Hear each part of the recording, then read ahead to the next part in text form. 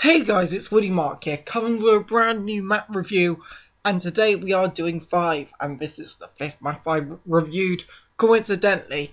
So, before the video starts, make some my opinions again, give your feedback below, and let's get into the video. So I'm going to be talking about the first room, and the first room is pretty much where, if you're really good, you get high rounds on by changing the windows, and by doing that you either go into pack to change which zombies come out of which window, or using the elevator. So yeah, just say that you use the traps. There's 2 traps there, and there's 2 trap pieces, one in the middle floor and one in the basement. So pretty much they come out of 4 out of the 6 windows. Some of the windows are a bit too far away. It takes the zombies to come to the window, I guess, so that's the negative. But overall, it's a pretty nice first room, pretty challenging. Get the windows right, you can do high rounds, but let's get into the next one. So the next area I want to talk about is the first door that you open. There's 2 doors you can open, it doesn't matter which one you open, it opens both.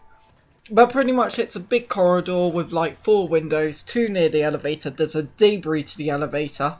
You got an MPL there, you can either buy that, or what you can do is go up the elevator of 250, and that can bring you up to the middle floor, but you can take it back down.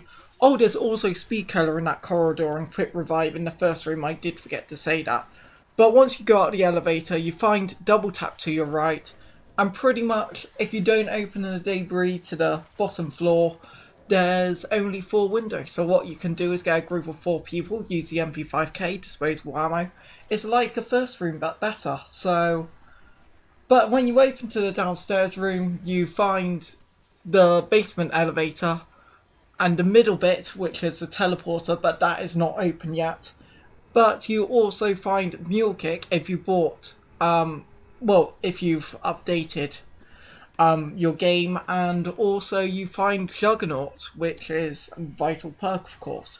You can also buy the stakeout, but this middle floor is the one, if you're going for round 30, if you're going for round 40 max, you want to stay on the middle floor. You can use the ray gun and Winter's Howl to get you to those highest rounds. So once you open the debris to the elevator, you can go, downstairs now. And pretty much this is the basement, and there's lots of things you can buy. There's an AK-74U, there's a M16 I think. But if you keep going forward and go to the left, you find the power, you turn that on, it opens the teleporters which will take you to a random location.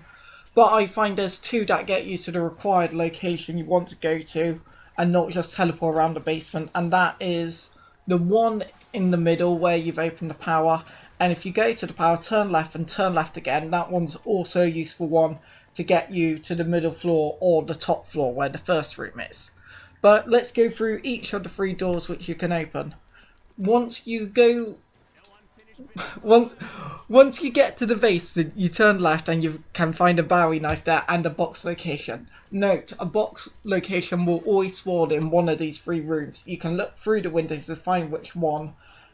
Most likely very easy, but pretty much there's a Bowie knife and a part piece in that window. Another one which you can open if you go to the elevator and go to the right, you find that one, and there's claymores and another box location. I don't believe there's a wall there, a wall weapon there, but if you wish, you can kill the pig as well. And the last room, there's frag grenades and another box location. This box location is by far the most difficult one to get, as pretty much if you try to get out in there, you're most likely going to die. But advice from me, do not stay in the basement. It is the worst place to be in. I would say middle floor is the best place to be. Lots of space, you can just keep running around. That's what I would advise. But pretty much that's it for all the rooms. Now we're going to go on to the detailed bit of the map review. Okay, so the last thing I want to talk about is Pack Punch. And sorry about this, I thought I talked about everything, but I realised I forgot that.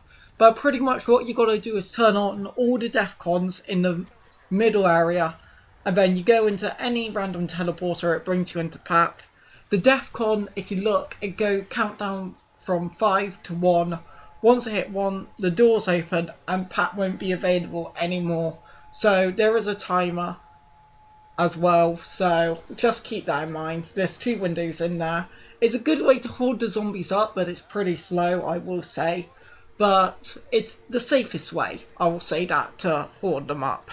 But another thing is, to get Pat cheaper, instead of dog round, there's a professor round. Pretty much, if you kill him before he steals any of anyone's guns, you can pack for 1,000. Same as always, you've got the 5 defcons to go, and as long as the drop is still counted, then you can pack for 1,000. If not, if he takes your gun, then you kill him. You get a fire sale. If he just takes your gun and he ends up running in the basement, then you'll just get a max ammo out of it, but you will lose your gun. So you have to kill him to get your gun back, overall. Now let's get into the main review part of the video. So, going into the review, mobility, getting around the map, I gave this a 70. I feel it would be good if it wasn't for the teleporters. Spawns, 78, they're not bad, they're not great, I would say. Basement, they're a bit iffy, they can spawn quite far away. Perks and Pap, 81, it's just a classic, nothing wrong, nothing correct really. Flow of the map, 85, I believe the map has a good flow to it. If you're trying to do changing the windows, then I would give it like a 65 or something, but there you have it. Weapons and traps, I gave it an 80, pretty basic weapons.